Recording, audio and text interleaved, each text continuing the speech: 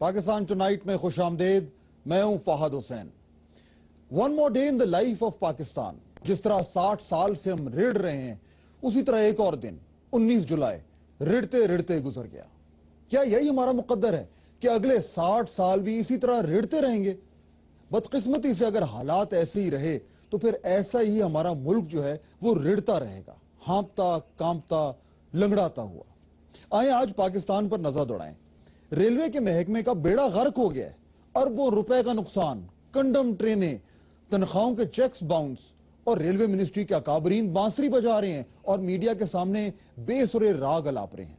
उधर कराची में गवर्नर साहब तो वापस आ गए, मगर अमनो अमान नहीं। आज भी फायरिंग के वाकयात हुए, आज भी लाशें गिरी। दुखी एमक्यूएम अब सुखी हो गई। पशेमान पीपीपी नादान बच्चों की तरह खिलखिलाकर हंस रही है और नून लीग की नींदें फिर उड़ गई हैं। उधर काफली कह लगा रही है कि उनकी सियानी सियासत रंग ले आई। मगर जिस दिन इस सियासी मेले में नए स्टॉल सज रहे थे, उसी दिन हर पाकिस्तानी ने वो वीडियो भी देखी जिसमें जालिम तालिबान पाकिस्तान सिक्योरिटी एहलकारों को लाइन में खड़ा करके बेदर्दी से गोलियों से भून रहे थे। इस खूनी जंग में 35,000 पाकिस्तानी मर्द, खवातीन और बच्चे अबदी नींद सो चुके हैं और इस जंग का अख्ताम दूर दूर तक नजर नहीं आ रहा। बल्कि सितम ज़रीफी तो यह है कि 35,000 जनाजों को कंधा देने के बाद हम अब तक ये तायुन करने की कोशिश कर रहे हैं कि यह हमारी जंग है कि नहीं है। बिजली की कमी काफी नहीं थी कि अब अकल का भी शॉर्टफॉल होना शुरू हो गया है। शॉर्टफॉल की बात चली निकली है तो आज के दिन के बिजली के भाव कुछ ऐसे हैं कि 5 से 6,000 मेगावाट का शॉर्टफॉल और 8 से 12 घंटे बिजली सार्फिन से आंख मचोली खेल रही है। उधर सदर मोहतरम जनाब आसिफ अली जरदारी साहब काबुल में हामिद करजई से बगलगीर हो रहे हैं और वजीर आजम लंदन की ठंडी फिजाओं के मजे लूट रहे हैं। हुजूर अपने साहबजादे की ग्रेजुएशन की तकरीब में शिरकत करके वापस आएंगे तो यहां रमजान की आमद होगी। गिलानी साहब ने सौदा सलफ खरीदने जाएंगे तो उन्हें तजब्जुब होगा कि चीनी 74 रुपए फी किलो मिल रही है, टमाटर 48 रुपए फी किलो और घर की मुर्गी और दाल तो वैसे ही बराबर हो चुकी है। आज के पाकिस्तान का हाल जानना है तो फिर देखें इस तस्वीर को। देखिए जरा, ये कार जो है, जो कार आप देख रहे हैं, ये दुनिया है और ये बच्चा जो है ये पाकिस्तान है। ये है हमारा हाल आज जुलाई 2011 में। गौर से देखें, गौर से देखिए जरा। बुरा लग रहा है? 60 साल में जिना के इस मुल्क को एक भिखारी मुल्क बना दिया गया है। हम दुनिया की खैरात पर पल रहे हैं, दुनिया के टुकड़ों पे पल रहे हैं। अपनी कनपट्टी पर हमने खुद पिस्तौल रखी हुई है और कहते हैं दुनिया को 2 पैसे वरना करता हूं मैं खुदकुशी। इस तस्वीर को फिर देखिए, गौर से देखिए। इस तस्वीर में पिन्हा है इस्लामी जमहूरी मुमलिकत पाकिस्तान के अशराफिया का और उसके हुक्मरानों का घनाना गुनाह। न सिर्फ हम इस बच्चे की मानिंद दुनिया के भिखारी हैं, बल्कि 60 साल बाद भी हम इस प्यारे से पाकिस्तानी बच्चे को भीख मांगने पर मजबूर कर रहे हैं। इसको स्कूल में होना चाहिए ताकि ये पढ़ लिख कर खुद इस तरह की गाड़ी का मालिक बनने के काबिल हो। मेरी तरह बहुत पाकिस्तानी खुशकिस्मत हैं कि उनके वालिदैन ने उन्हें तालीम के जेवर से आरास्ता किया, मगर हम खुशकिस्मतों से ज्यादा वो हैं जिन पर किस्मत की देवी ने मुस्कुराने से इनकार कर दिया है। किस्मत की देवी क्या, रियासत पाकिस्तान की देवी, जिसने अशराफिया को तो सब कुछ दे दिया मगर अपने बाकी माना बच्चों को, इस तरह के बच्चों को सड़कों पर भीख मांगने के लिए धकेल दिया। यह है आज का पाकिस्तान। देखिए जरा गौर से, यह है आज का पाकिस्तान। एक तरफ सदर मुमलिकत अपना सरकारी जहाज दुबई भेजकर सियासी हलीफ इशरतुल इबाद को कराची बुलवाते हैं और दूसरी तरफ यह बच्चा अपने पेट की आग बुझाने के लिए भीख मांग रहा है। देखिए इन मनाजिर को और रोए खून के आंसू। मैं अक्सर आप लोग मेरी तरह हैं, ना हमारे पास जमीनें हैं, ना हमारे पास जायदादें हैं, ना ही फैक्ट्रियां हैं, ना ही शुगर मिले हैं। अगर कुछ है तो वो तालीम और मेहनत। आपकी तरह मैं भी पाकिस्तान को भिखारी नहीं देखना चाहता। یہ کشکول ٹوٹ سکتا ہے مگر اس کو توڑنے کے لیے پاکستان کی 60 سالہ پرانی سمت کو تبدیل کرنا پڑے گا. سمت تب ہی تبدیل ہوگی جب ذہن تبدیل ہوگا, سوچ تبدیل ہوگی, ترجیحات بدلیں گی اور ایک نئی طرز حکمرانی ابھر کر سامنے آئے گی. آئے ذرا روزمرہ کی جو ہماری بک بک چخ چخ ہے اس سے ذرا باہر نکلتے ہیں اور پاکستان کے حالات کا ایک مجموعی جائزہ لیتے ہیں. ویسے تو پاکستان مسائل کے سمندر میں غوطے کھا رہا ہے مگر میں نے 3 ایسے ایشوز کی نشاندہی کی ہے جن کو اگر ہم نے حل نہ کیا تو آنے والے سالوں میں پاکستان کا مستقبل نہایت تاریک ہونے کا خطرہ ہے. یعنی دوسرے الفاظ میں 60 سال تو ہم ریڑھ کر جی لیے ہیں مگر اب آگے ہر سال اس طرح ریڑھ کر جینا مشکل سے مشکل ہوتا جائے گا کیونکہ دنیا بہت تیزی سے بدل رہی ہے اور اس بدلتی دنیا میں کامیابی کے تقاضے اس سے بھی زیادہ تیز رفتاری سے تبدیل ہو رہے ہیں. بات ہو رہی تھی 3 ایشوز کی جن کا ہمیں سامنا ہے, 3 ایشوز جن پر پاکستان کو ایکشن لینا ہے. یہ تینوں جتنے حل طلب ہیں اتنے ہی گھمبیر ہیں. نمبر 1, آئیے ذرا ان ایشوز پہ نظر ڈالتے ہیں. نمبر 1, پاکستان جو ہے وہ نیشنل سیکیورٹی سٹیٹ یعنی قومی سلامتی کی ریاست بن کر اب مزید نہیں جی سکتا. We can't afford to remain a national security state. یہ بالکل ایک سادی سی وجہ ہے, اس کے آگے ہم بات کریں گے آج. نمبر 2, تعلیم کا بحران. اگر یہ حل نہ ہوا تو پاکستان ایک اپاہج ملک بن جائے گا, اپاہج ملک. اور نمبر 3, آبادی. آبادی کا سیلاب اگر ہم نہ روک پائے تو یہ سب کو اور سب کا سب کچھ بہا کے لے جائے گا. بدقسمتی سے یہ سب کچھ حقیقت ہے. خوش قسمتی سے ان تینوں چیلنجوں پر قابو پایا جا سکتا ہے. کیسے؟ اس میں کچھ دیر میں بات ہوگی. پہلے ذرا نظر ڈالتے ہیں کہ یہ تینوں ایشوز جو ہیں وہ اتنے خوفناک ہیں کیوں. آئیے پہلے ہم بات کرتے ہیں آبادی کی.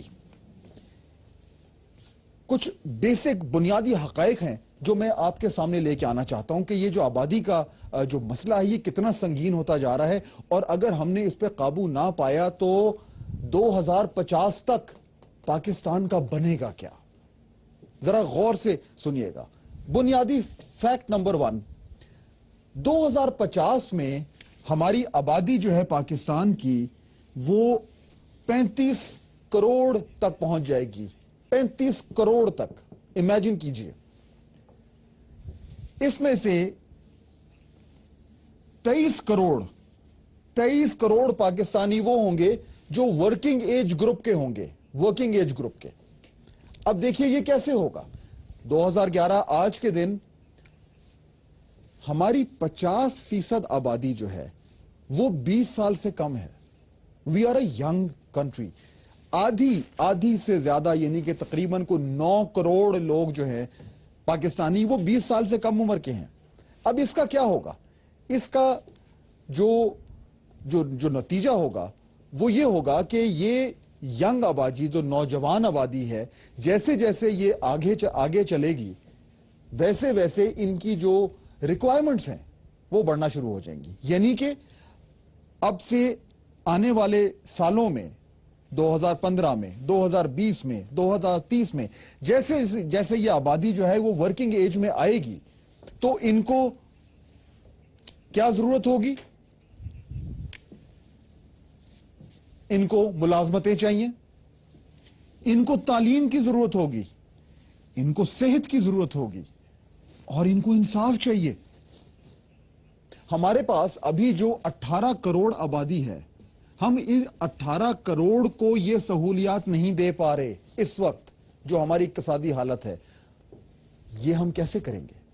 اب اس میں ہوگا یہ کہ جب جیسے جیسے یہ آبادی آگے جائے گی اتنے پاکستان کے جو مسائل ہیں وہ بڑھنا شروع ہو جائیں گے.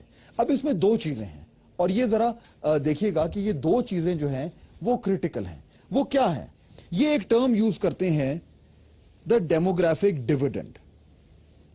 اس کا بنیادی جو مطلب ہے وہ یہ ہے کہ اگر ینگ آبادی زیادہ ہو, ینگ آبادی नौजवान लोग अगर एक मुल्क में जो उनका जो प्रोपोर्शन है टोटल आबादी का वो ज्यादा हो, तो उस आबादी को अगर आप वो मुल्क सही सहूलियात दे पाए तो इससे मुल्क को बहुत ज्यादा फायदा हो सकता है। इमेजिन करें, इतनी जो ज्यादा ये लोग हैं, ये जो यंग लोग हैं, ये 2050 के करीब जाके ये 23 करोड़ लोग होंगे। ये 23 करोड़ लोग अगर पढ़े लिखे हों और हमारी जो मईशत है वो उस तरीके से ग्रो कर रही हो कि इन्हें मुलाजमतें भी मिल रही हैं, ये प्रोडक्टिव भी हो रहे हैं और ये अपनी सर्विसेज जो हैं वो मुल्क की जो मईशत है उसको मुस्तहकम करने के लिए इस्तेमाल कर रहे हैं, तो पाकिस्तान में जो तरक्की की शरह है वो कहां से कहां जाएगी। इतने ज्यादा लोग जब प्रोडक्टिविटी जो है वो शेयर कर रहे हो आपस में, तो कहां से कहां ये चली जाएगी, डेमोग्राफिक डिविडेंड।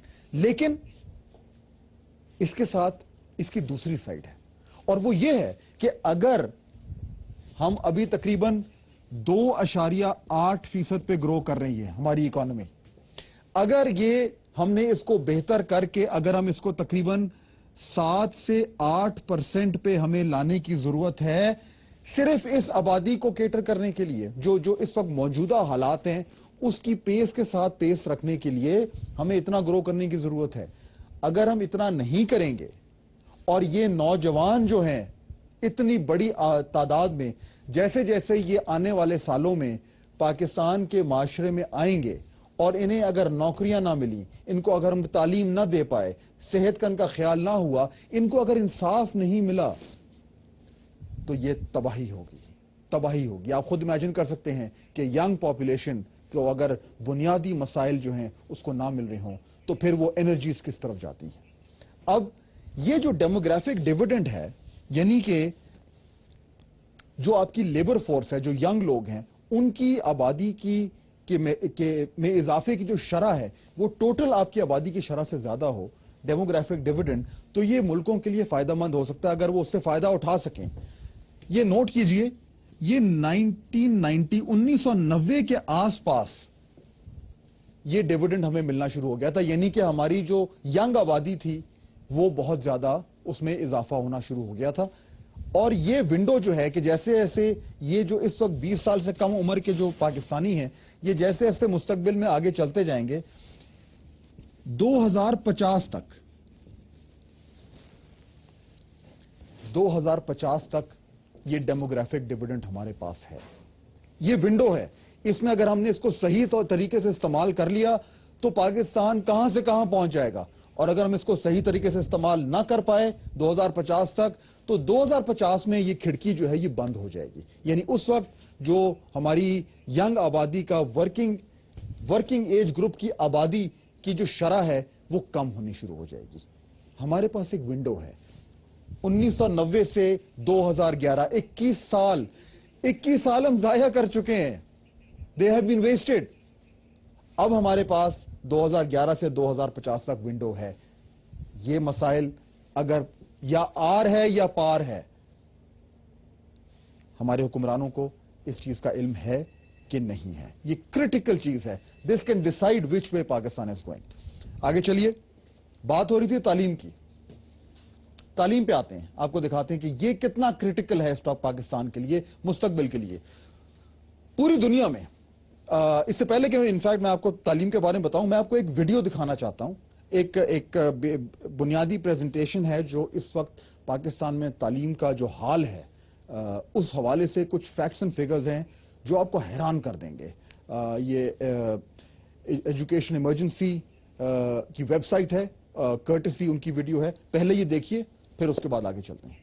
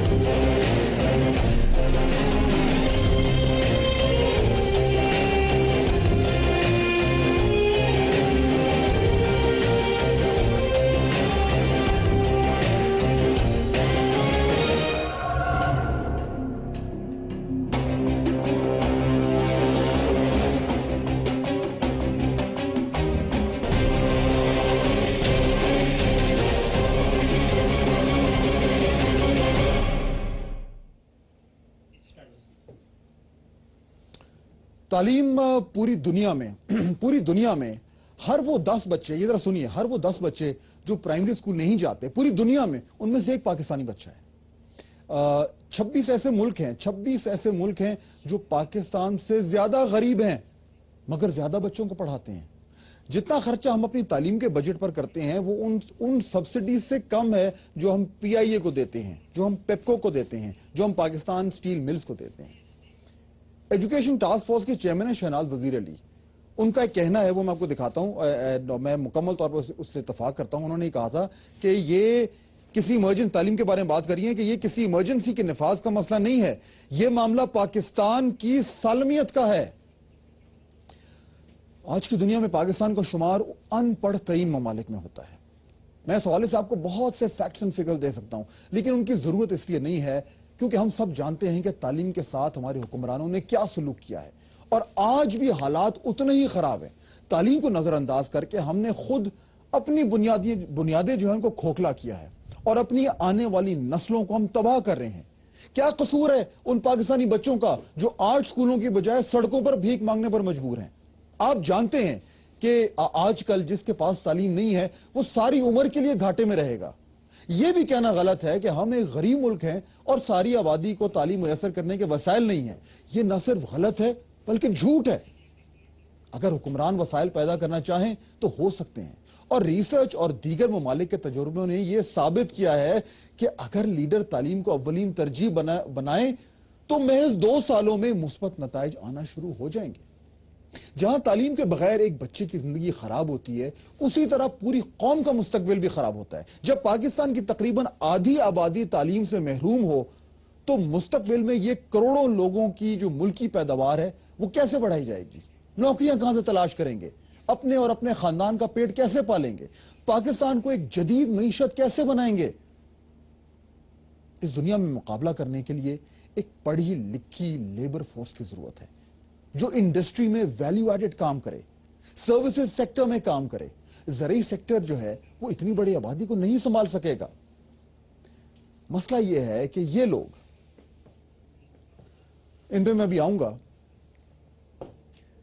ये लोग अपना खेल तमाशा जो है उससे फारिग हों तो उन्हें अंदाजा हो कि ये इस मुल्क और इस मुल्क के लोगों के साथ ये लोग क्या कर रहे हैं, कितना बड़ा घिनौना जुल्म कर रहे हैं। मैं आता हूं उस पर थोड़ी देर के बाद, लेकिन अब जरा पहले बात कर लें जो हमारा तीसरा और शायद सबसे अहम इशू है, कौमी सलामती। पाकिस्तान एक नेशनल सिक्योरिटी रियासत बनकर रहना अब अफोर्ड कर नहीं सकता। क्यों? देखिए, जब हम आजाद हुए थे तो बहैसियत कौम एक खौफ में मुब्तला थे। हर चीज को, हर पहलू को, हर पॉलिसी को खौफ की नजर से देखते थे। खौफ के भारत हमें खा ना जाए, खौफ के अफगानिस्तान हमारे कुछ हिस्से निगल ना जाए, खौफ के अमेरिका हमारे खिलाफ साजिश कर रहा है, खौफ के इजराइल हमें हमारी जो जोहरी तंसीबात हैं उन पर ना कहीं हमला कर दे, खौफ के अलहदगी पसंद तहरीकें हमें अंदर से ना तोड़ दे। खौफ खौफ खौफ। आजादी के बाद के जमाने में यह खौफ जायज भी था। भारत के अज़ाइम जो थे वो खतरनाक थे। अफगानिस्तान में अफगानिस्तान जो था वो हमें मानने के लिए जो था वो इनकार कर रहा था। हम कमजोर थे, लेट्स एडमिट इट, हम कमजोर थे, और इस कमजोरी को पूरा करने के लिए हम अमेरिका की गोद में जा बैठे और हमने अपने महदूद वसाइल का एक बड़ा हिस्सा जो था वो दिफा की तरफ मुख्तस कर दिया। सन 48, 65, 71, 99 में जो जंगें हुई उसमें कितना कसूर भारत का था और कितना हमारा था, ये एक अलग बहस है, फिर इंशाल्लाह कभी बात करेंगे। मगर जमाना गुजर गया है, दुनिया बदलनी शुरू हो गई है। आज हम एक न्यूक्लियर पावर हैं, हमें वो खतरा नहीं है जो माजी में था। अब कौमी सलामती के तकाजे भी तब्दील हो गए हैं। टैंक से ज्यादा स्कूल अहम है, मिसाइल से ज्यादा फैक्ट्री अहम है, मिलिट्री ट्रेनिंग से ज्यादा IT ट्रेनिंग अहम है। लेकिन भाइयों, यह तभी हो सकता है जब हमारे झगड़े खत्म हो। झगड़े खत्म होंगे तो खौफ से छुटकारा मिलेगा, फिर तरजीहात बदलेंगी और एक नई कौमी सिमत का तयन होगा। मगर ये बहुत बड़े फैसले हैं, बहुत बड़े फैसले हैं। कौन करेगा? कौन करेगा? फौज अगरचे पाकिस्तान पर तवील तरीन हुक्मरानी कर चुकी है, مگر مستقبل کے پاکستان میں فوجی حکمرانوں کا کوئی رول بنتا نہیں ہے. فوج کا کام سرحدوں کی حفاظت کرنا ہے. اور اب اس جدید وقتوں میں جہاں کے تقاضے بالکل نئے ہیں, فوج اگر ملک کا کنٹرول سنبھالتی ہے تو یہ پاکستان کے ساتھ زیادتی ہوگی. دوسری طرف ہے سیاسی جمہوری سیاسی قیادت. یہ لوگ یہ بھی ہیں, یہ دیگر ان کے رفقا ہیں وہ بھی ہیں. مسئلہ یہ ہے کہ جب ان لوگوں کی باری آتی ہے, ان ساروں کی, آج کل یہ باری لگا رہے ہیں, یہ باری لگا چکے ہیں, یہ بھی باری لگا رہے ہیں, یہ بھی باری لگا چکے ہیں, یہ تو کئی بار باری لگا چکے ہیں اور یہ اپنی باری کا انتظار کر رہے ہیں. مسئلہ یہ ہے کہ جب ان کی باری آتی ہے تو ان لوگوں نے 3 بڑے ایشوز پہ, یہ جس کا میں نے ذکر کیا ہے, انہوں نے کیا کارکردگی دکھائی. دور کیوں جاتے ہیں؟ پچھلے 3 سال کو دیکھ لیں, یا چلیں 3 سال سے اور پیچھے چلیں, 90 کی دہائی پر نظر ڈال لیں. 90 کی دہائی پہ, اس دہائی کو کوئی وجہ ہی ہے, یہ جو آپ دیکھ رہے ہیں آپ کو یاد ہی ہوگا, یہ 90 کی دہائی کے کچھ ویژول ہم آپ کو دکھا رہے ہیں. یہ جو دہائی گزری ہے اس کو لاسٹ ڈیکیڈ کہا جاتا ہے. کوئی وجہ ہے نا کہ لاسٹ ڈیکیڈ کہا جاتا ہے, بیکاز پاکستان لاسٹ اے لاٹ. حقیقت یہ ہے کہ یہ تمام پارٹیاں اصل جدیدی جمہوری جماعتیں نہیں ہیں. یہ لوگ اور ان کے سیاسی ٹولے تمام, میں کیا اس میں باری باری میں آپ ساروں کے میں نام لے چکا ہوں, لیکن بات وہی ہے, آپ اچھی طرح جانتے ہیں یہ جتنے بھی لوگ ہیں, یہ ان کا یہ جو سیاسی ان کی جو جس کارکردگی ہے, جو ان کی جماعتیں ہیں, وہ ماڈرن جماعتیں نہیں ہیں. یہ لوگ جو ہیں, یہ لوگ اور ان کے جو سیاسی ٹولے ہیں, وہ پالیٹکس آف پیٹرنیج کرتے ہیں. یعنی اقتدار کی بندر بانٹ, جس میں میں ادھر تصویریں سیدھی کر لوں, اقتدار کی بندر بانٹ جس میں اپنے مفادات دیکھے جاتے ہیں, اپنوں کو نوازا جاتا ہے. اس طرز کی سیاست میں, ابھی ان کے بارے میں گفتگو ہوگی, لیکن اس طرز کی سیاست میں جس میں ہمارے سارے سیاسی کھلاڑی جو ہیں یہ پاکستان کی تقدیر کے فیصلے کر رہے ہیں, اس طرز کی سیاست اور گڈ گورننس یعنی حکمرانی میں بہت فرق ہوتا ہے. ایک جدید سیاسی جماعت میں شخصیتیں نہیں, نظریات اہم ہوتے ہیں. شخصیتیں نہیں, نظریات اہم ہوتے ہیں. ذات پات برادری نہیں, میرٹ کا راج ہوتا ہے. جدید جو سیاسی جماعتیں ہوتی ہیں, وہ فرد واحد یا خاندانوں کی ملکیتیں نہیں ہوتی. ان میں ہر شخص محنت, ٹیلنٹ کے بل بوتے پر قیادت کی پوزیشن میں آ سکتا ہے. ہمارے ہاں کیا حال ہے؟ یہ ہیں بڑی جماعتیں, میں آپ کو دکھاتا ہوں, اور قومی اسمبلی میں ان کی پوزیشنز. اب آپ یہ بہتر جانتے ہیں, لیکن میں آپ کو پھر یاد کرا دیتا ہوں. سب سے بڑی پارٹی پاکستان پیپلز پارٹی ہے, پھر اس کے بعد نون لیگ ہے, پاکستان مسلم لیگ کاف ہے, متحدہ قومی موومنٹ ہے, نیشنل عوامی پارٹی ہے. یہ بڑی پارٹیز ہیں. ان کے کچھ لیڈران کی میں نے آپ کو شکلیں بھی دکھائی ہیں. جے یو آئی کا بھی میں نے ذکر ابھی یہاں پہ نہیں کیا, لیکن ان کا بھی ذکر کر لیتے ہیں کیونکہ یہ بھی بڑی جماعت ہے. مجھے بتائیں کہ یہ آپ یہ دیکھیں, جن جماعتوں کو یہ لیڈ کرتے ہیں, ان کی قیادت میں آپ کو میرٹ کی مہک نظر آتی ہے؟ آتی ہے. آپ دیکھ لیں, یہ فیملی پارٹی بالکل واضح ہے, خاندانی پارٹی ہے, خاندانی پارٹی, خاندانی پارٹی, خاندانی پارٹی,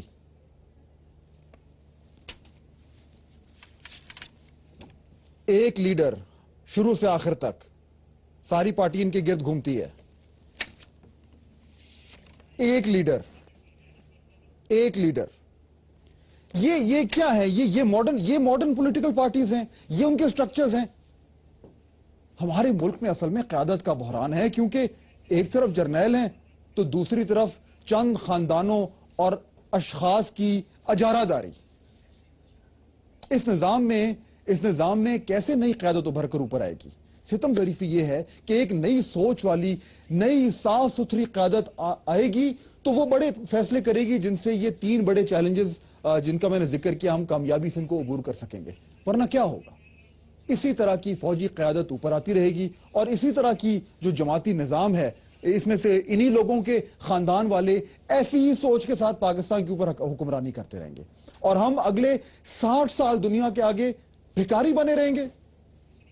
اب تبدیلی لانی ہے تو عوام نے لانی ہے اور تبدیلی آئے گی, نئی سوچ آئے گی, نئی قیادت آئے گی اور ہمارے بچوں کا پاکستان ایک ایسا نیا پاکستان ہوگا جس کو کسی کے سامنے بھیک مانگنے کی ضرورت نہیں ہوگی انشاءاللہ.